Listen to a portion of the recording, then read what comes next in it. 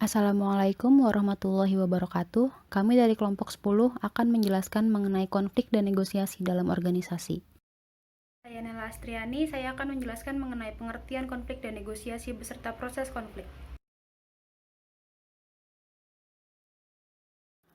Konflik adalah suatu proses interaksi yang terjadi akibat adanya ketidaksesuaian antara dua pendapat atau sudut pandang yang berpengaruh terhadap pihak-pihak yang terlibat, baik pengaruh positif maupun pengaruh negatif.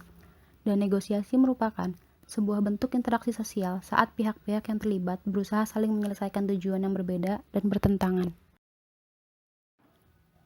Proses konflik terdiri dari 5 tahap. Tahap pertama yaitu potensi oposisi atau ketidakcocokan. Kondisi yang mendahulunya yaitu komunikasi, struktur, dan variabel pribadi. Tahap kedua yaitu kognisi dan personalisasi. Bisa dipandang sebagai konflik dan bisa dirasakan sebagai konflik. Tahap ketiga yaitu maksud penanganan konflik. Terdiri dari persaingan, kolaborasi, penghindaran, akomodasi, dan kompromi. Tahap keempat yaitu perilaku. Konflik terbuka terdiri dari perilaku para pihak dan reaksi orang lain. Tahap kelima yaitu hasil, dapat meningkatkan kinerja kelompok atau dapat menurunkan kinerja kelompok.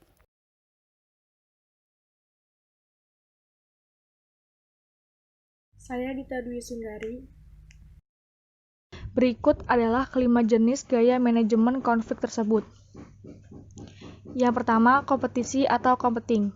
Gaya manajemen konflik dengan tingkat kesertifan tinggi dan tingkat kerja sama rendah. Orientasi gaya pada kekuasaan di mana seseorang akan menggunakan kekuasaannya untuk memenangkan konflik dengan lawannya. Yang kedua, kolaborasi atau collaborating. Gaya manajemen konflik dengan tingkat keasertifan dan kerjasama yang tinggi. Tujuannya untuk mencari alternatif, dasar bersama, dan sepenuhnya memenuhi harapan kedua belah pihak yang terlibat konflik. Gaya ini merupakan upaya bernegosiasi untuk mencari solusi yang memuaskan pihak yang terlibat konflik.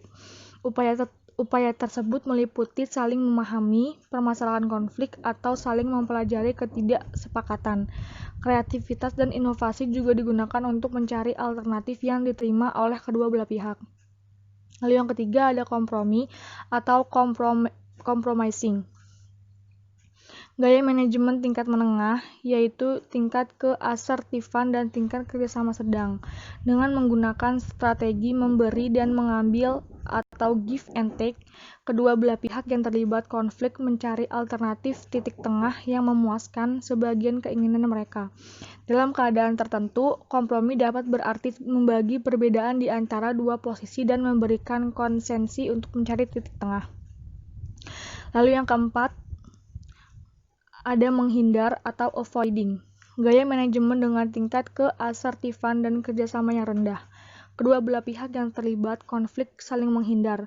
Menurut Thomas, kedua belah pihak yang terlibat konflik saling menghindar. Dan Kilman dalam Wirawan untuk menghindar tersebut bisa berupa menjauhkan diri dari pokok masalah, lalu menunda pokok masalah hingga waktu yang tepat, dan menarik diri dari konflik yang mengancam dan merugikan. Lalu yang terakhir yaitu yang kelima, mengakomodasi atau accommodating. Gaya manajemen konflik dengan tingkat keasertifan rendah dan tingkat kerja sama tinggi. Seseorang mengabaikan kepentingan dirinya sendiri dan berupaya memuaskan kepentingan lawan konfliknya.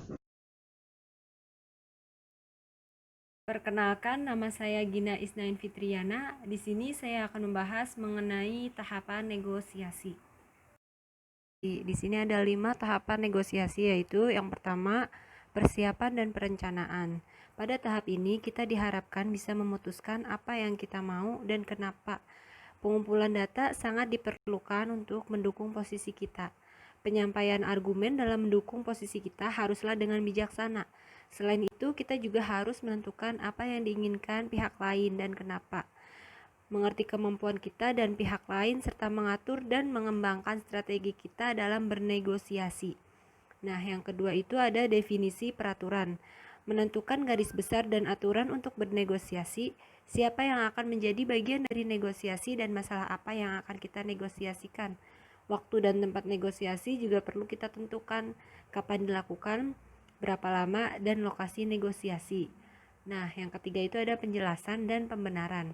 Dalam tahap ini, masing-masing pihak mengutarakan apa yang diinginkan. kita bisa memberikan dokumentasi yang diperlukan untuk mendukung posisi kita. Yang keempat, ada tawar-menawar dan penyelesaian masalah. Pencarian solusi dilakukan dalam tahap ini.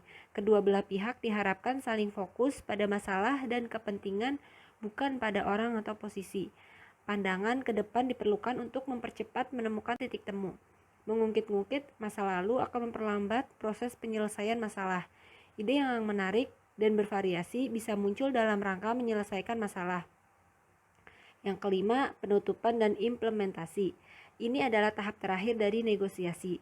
Segala sesuatu yang diputuskan bersama hendaknya diformalkan. Hal-hal yang harus dipastikan adalah, yang pertama itu dokumen yang sudah disepakati. Yang kedua, meneliti kembali poin-poin utama untuk menghindari salah pengertian. Yang ketiga, uraikan dengan jelas semua ketetapan dari persetujuan. Yang keempat, buatlah secara tertulis. Yang kelima, kedua belah pihak harus membaca dan menandatangani untuk memperoleh kesepakatan atas apa yang dirundingkan.